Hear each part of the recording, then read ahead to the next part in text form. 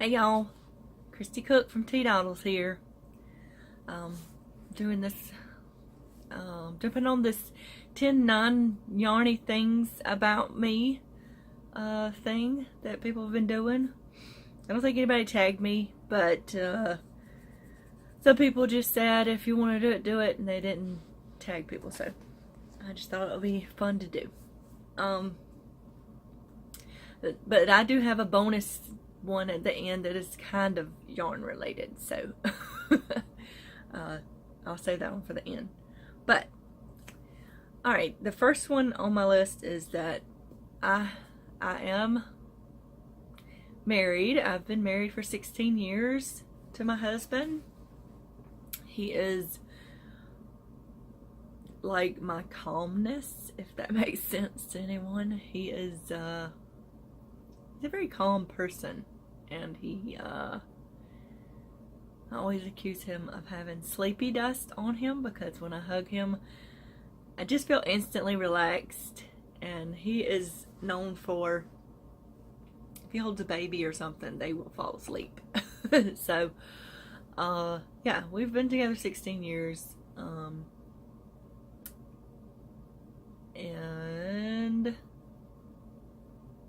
I don't think I have anything else to say about that, but this kind of goes right into number 2. I have one biological son and then one stepdaughter, who I don't consider a stepdaughter.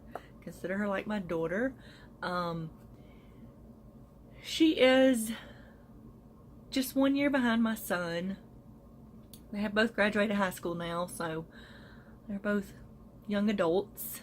My son is 19. He will be 20 in April. So I had him when I was just 21. He was born about 5 weeks early. I'm sure that was because I was under stress. He was a tiny baby. He was only 5 pounds when I brought him home.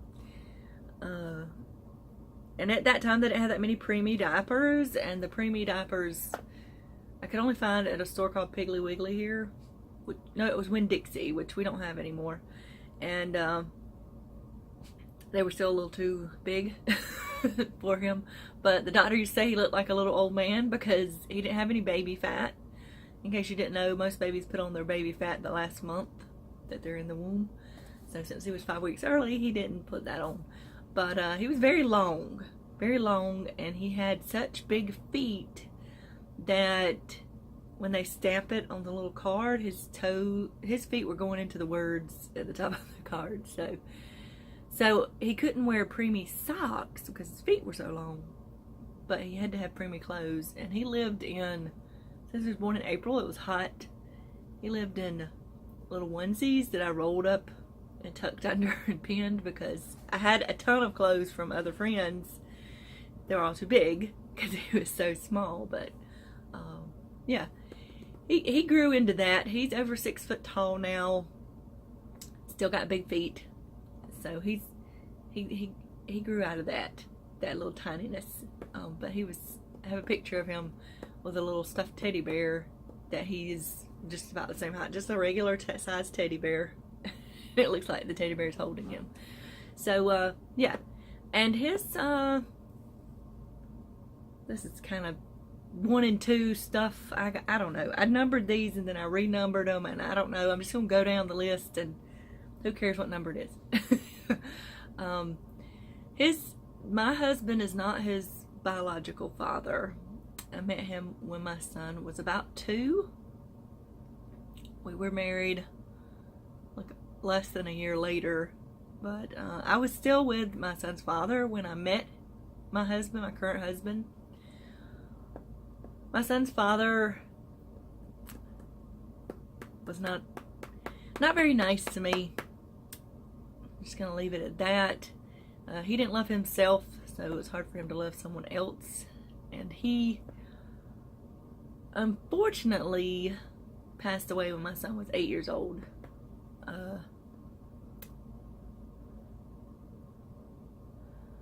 10, years. That's just crazy.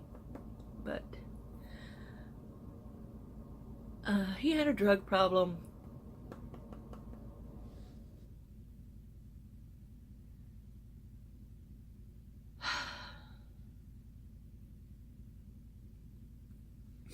Anyway,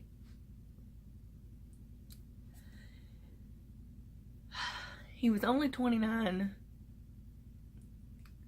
when he passed, and that was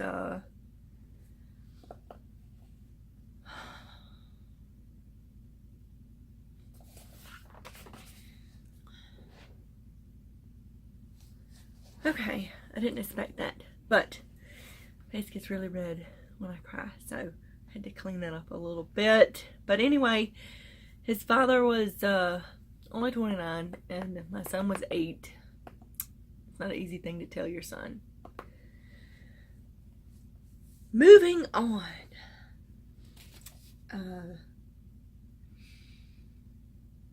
5 years ago, well, it's been almost 6 years ago now. Yeah. June will be 6 years. I had thyroid cancer. You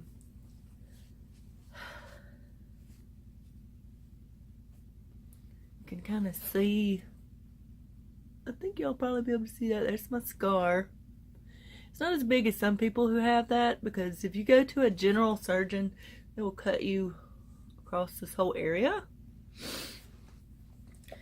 I went to a specialist, not because I cared about the scar, because I cared about somebody cutting on my neck and taking something out, and there's lots of important things in there.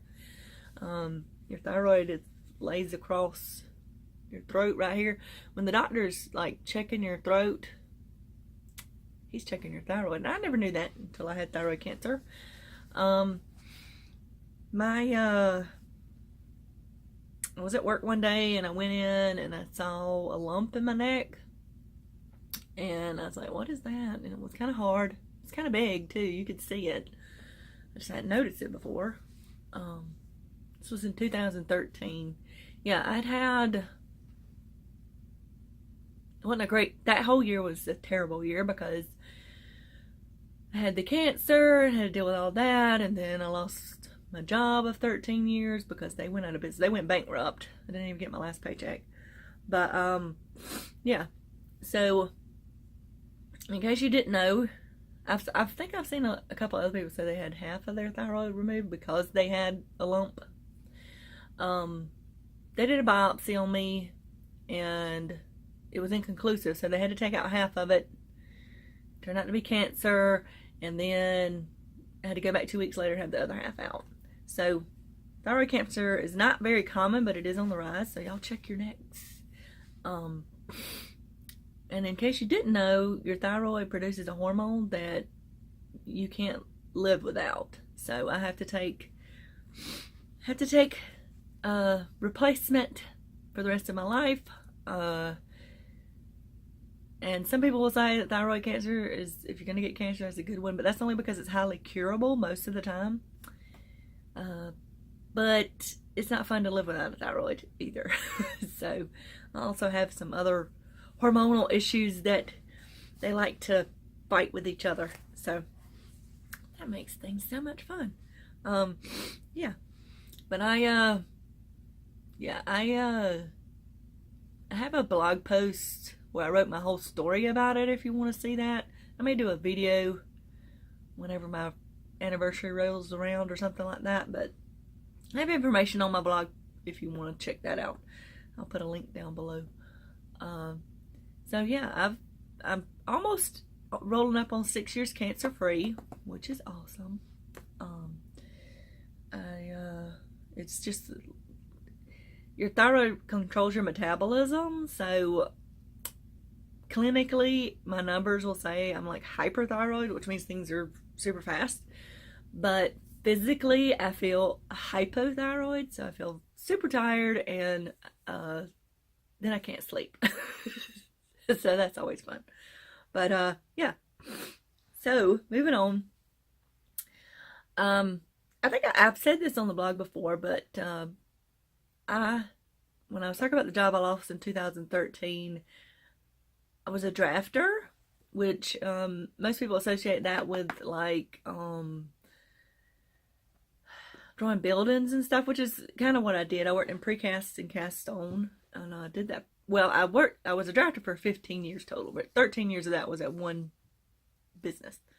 And I had started teaching drafting before I lost that job. So, but now I'm an adjunct instructor at the local college. And in the mornings I teach at the college, which is actually 45 minutes away. And then in the afternoons I teach at the high school in the town I live in, because that college has a branch in this town, and they have a program called Move On When Ready, so that as a high school student you can take classes and get college credit while you're in high school, which is really awesome. So there are some students who get almost to a degree before they graduate high school even, which is pretty cool. I love to teach. Teaching, it's always fun to see people get, something that, because I know everybody learns in a different way, so I'm always trying to figure out how to get this person to understand what I'm telling them. So I love doing it. I love teaching in general, so that's fun for me. So now we're going to move on to some lighter things than the first part. I'm a very clumsy and awkward person. I injure myself in ways that are like, how did that even happen? It's mostly because I'm in my head a lot, if that makes sense. I'm thinking all the time and I'm doing stuff, so I think that's why it happens so much. But when I was 16, I cut my foot with a weed eater because I was going up the ditch with my I had on some Keds with no socks, which was popular then, and I got stepped too close to the weed eater as I was going up the hill, and I cut the top of my foot with the weed eater. I have cut the side of my thumb off with the mandolin slicer because I didn't have the guard on it, which was just stupid in the beginning anyway. And then that same day, because I was making pickles, so I was slicing a bunch of cucumbers and I had bandaged it up, and then I was chopping ice with an ice pick because I needed ice. You have to put the pickles in a ice bath is a process, and my finger slipped and that thumb hit straight down on that ice. That hurts so bad. That is a pain that I will never forget. That is one of the worst pains I've ever felt, besides when I had cellulitis in my arm, and that was after I had cancer treatment because I was digging in the garden with no gloves and I shouldn't have been doing that. But anyway, those are, and I've had a child and I had him naturally, so I'm gonna say those pains hurt worst. Worse than having a baby. But anyway, so I do stuff like that all the time. I just have to laugh at myself, because if I didn't laugh at myself, I'd be crying all the time. But I've cut both of these fingers, the side of them, off with my rotary cutter because I do sew as well, and yeah. It's a good thing that blood doesn't bother me. I'm the only time that I can only remember one time, and it's been recently. I had to have a biopsy, like on the front of my ankle, basically. It's not my ankle, but it was the front of my leg, right beside the top of my foot. And she stuck this little round metal tube in there to pull out a piece. That bothered me, and I don't know why. That's so weird. I've had so many other things done. So I have to have blood taken about twice a year at least, because I don't have a thyroid. So I don't know why that bothered me so bad, but I had to get my husband to bandage that up. And that's weird, because stuff like that usually doesn't bother me at all. I mean, it really doesn't. So anyway, I'm awkward. I say weird things sometimes. I know they're weird things. And I know when I've said something that has overstepped a boundary that maybe somebody has, because I get the side eye, the what are you talking about? So, yeah, I get that quite frequently because when I type comments on people's, I like to be helpful, but at least when I type comments, I can read it back and say, oh, that sounds like I'm being pushy, or that sounds like I'm being bossy, which I'm not trying to be. I'm just trying to be helpful. But when I'm talking to people in real life, they're sometimes like, why are you saying that? Or I just say weird things sometimes because thoughts go through my head and sometimes they come out of my mouth before I think about what I'm saying. So, anyway, this has gotten awkward now, isn't it? So, something else. I love to read. I don't remember when I learned to read, but it was a very, very young age because I can remember things back to when I was 2 years old. Those are my earliest memories. I've always had a really good memory, and reading, I love to learn, so that's why I love to read, because I love to read all kinds of things. When I had thyroid cancer, I would read medical journals and things because I wanted to know more. It's about the information, it's about the knowing, and that's why I want to read. But I do love to read mostly crime novels, and I love them, especially if they're about serial killers. I don't know. I'm not like fascinated with serial killers. It's not like I want to write them in jail or something like that. It's like, what is the thought process that makes them do that? It's about me trying to understand that. Um, and I've been reading, I remember my parents used to get me the weekly reader, which was like a subscription for kids, and I always read through them super fast. I eventually graduated to Stephen King novels at a younger age, big books. I just needed bigger books, so I was always reading, and now I have a Kindle app, so I can download things instantly. I do still manage to read a book or two a month, even though I'm mostly reading stuff online. So, and as far as me talking about the memory thing as well, if I get stuck in the middle of a sentence, since I've had my thyroid taken out, it affected my memory. I don't know, that's weird, but my short-term memory is horrible. I will completely forget what I'm saying in the middle of something, which is not very useful, especially when you're a teacher and you're trying to talk to your students and you forget the word that you're trying to say. So, yeah, I can say that really affected my short-term memory. My long-term memory is still pretty good. My short-term memory, not so much. I question everything. My parents swear that the first word I ever said was why. I don't know if that's true, but I have to imagine it probably was. If I'm reading something or someone says something that sounds like that can't possibly be true, I will research it and see if it's true. That's just the way I am. And it's not because I may have some trust issues. I don't know, but I don't think it's that. It's just I need to know the truth, if that makes any sense. I just want to know. And if it's weird sounding, I want to know even more if that's true. So I just question everything. A lot of people have talked about if they like wine or beer. I'm a beer person, personally. I've never liked wine. I don't like the taste of it. There's one wine I've ever drank that I liked. It was a white wine, and I don't remember what it was. It's something my father-in-law had.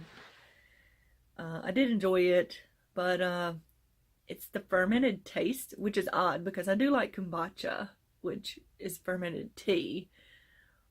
I think it's the fizziness of it that I like better, though. I don't know, but I prefer beer, especially with seafood. My husband and I used to go on dates and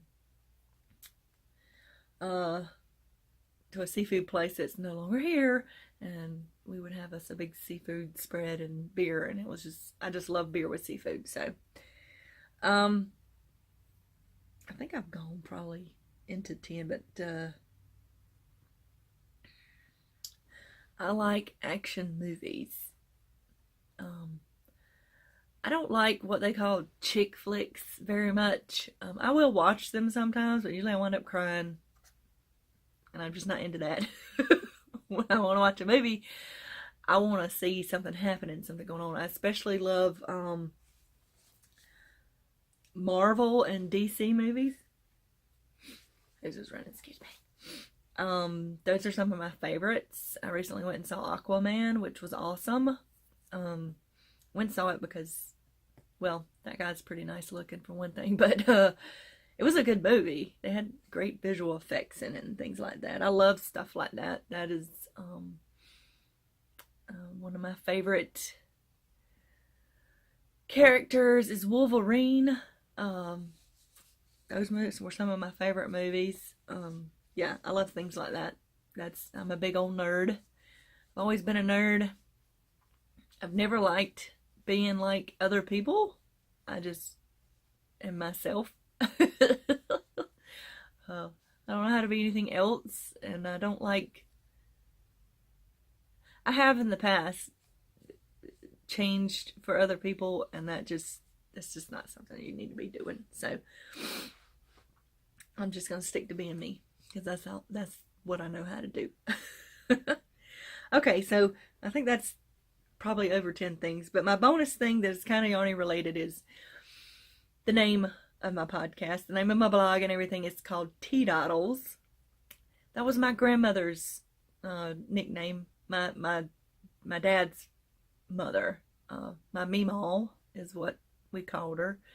We called her Little Meemaw, and then my mother's mother we always called Big Meemaw, and she thinks that that's because she was big, but it's only because she was tall, and my Little Meemaw, she barely reached 5 foot. She didn't even reach 5 foot. She wasn't 5 foot. So, that's why we did that, just because we called them both Meemaw, and that was how we differentiated. So, but she is the one that taught me to crochet when I was just 2 years old. I used to chain forever with her. I believe she did try to show me some other things, but I used to just chain. I used to just see how long I could make things. She's also the one who fueled my love of coffee, because I used to drink coffee with her at the age of 2 as well. I'm pretty sure it had a lot of milk in it, but we used to drink it out of teacups, and the saucer, we'd spill it in the saucer and then drink it out of the saucer. But she was a very crafty lady. My mother's mother is also a crafty lady, but I didn't spend as much time with her when I was younger. But my mama used to make things like, she would make these foam lizards. I don't know, she folded them and stuff and painted them, and she would attach them to a wire coat hanger she'd been out, and then you could walk them. I have some things she made me still that I'll have to share on the next podcast if I remember. But that is where the Teadoddles name comes from. I know it's easily confused. A lot of people say Teadoodles, just because they're looking at it too fast. It can be confusing, but it is Teadoddles. That was her nickname. It started out as Tea Dolly, because they said she was small as a tea dolly. I'm not sure exactly what a tea dolly is, but she, like I said, she was not quite 5 foot, and she had polio in one of her legs, so one of her legs was shorter than the other one, and one of her feet was smaller than the other one, so she always had to buy 2 pairs of shoes because she had 2 different size feet. So then it just kind of evolved into Teadoddles eventually, and that's how people knew her in the family. So that is where the name for everything came from. She passed away when my son was just a baby, but she always loved a good joke, and yeah, but I think she would have loved this crafty community. She would have loved to be able to talk to all these people and see all the things they made. She would have loved that. So that is enough, I think. I'm approaching 30 minutes, and I didn't think this was going to be that long. So I'm going to let y'all go, and I will see y'all later.